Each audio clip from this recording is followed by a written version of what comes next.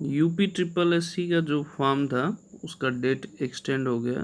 PET का जो आने वाली भर्तियों के लिए जो परीक्षा होना है उसके लिए अब 27 से बढ़ाकर 31 कर दिया गया, मतलब 4 डेज एक्सटेंड हो गया है। ऐसे ही अगर संशोधन अगर कर सकते हैं, कोई करेक्शन आप कर सकते हैं, वो 3/8 मतलब 3 अगस्त तक हो गया है। ये जो भी 2022 में आपको एग्जामिनेशन होगा उसके लिए प्राइमरी एलिजिबिलिटी टेस्ट होता है, यूपी ट्रिपल एसपी कराता है।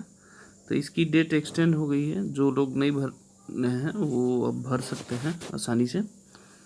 तो ये एक सूचना था। दूसरी सूचना मुझे ये देना था कि कई लोग समायोजन पे थोड़ा सा कंफ्यूजन हो रहा है। मैं एक बार क्लियर कर दूं समायोजन का मतलब क्या है।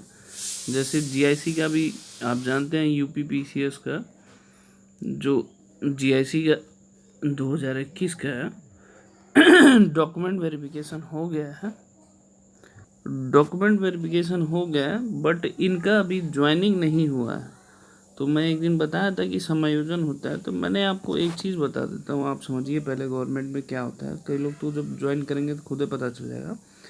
जैसे सपोज करिए कि अभी आपके स्कूल में 1000 बच्चे स्टूडेंट हैं। अगर आपके स्कूल की बात करें, किसी भी स्कूल राजकीय अगर विद्यालय यूपी का ले लें,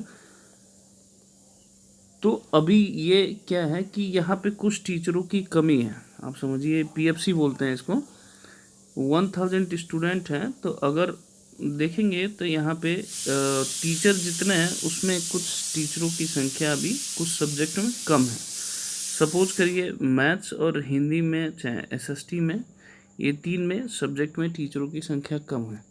तो ये क्या है कि इसके बाद शिक्षा निदेशालय को यहाँ से मतलब लिख के भेजा जाता है कि ये शिक्षकों की कमी है।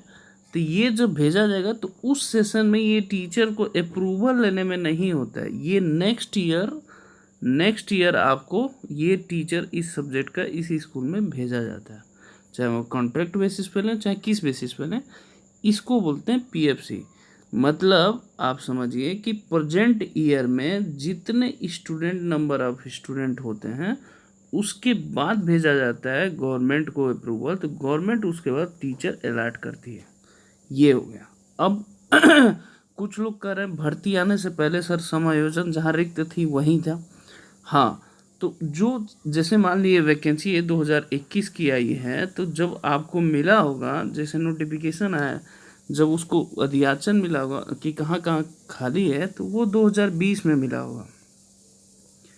ठीक है, 2020 में मिला होगा, तो 2021 में आपका पेपर हुआ, 2022 2 ईयर्स का पीरियड है।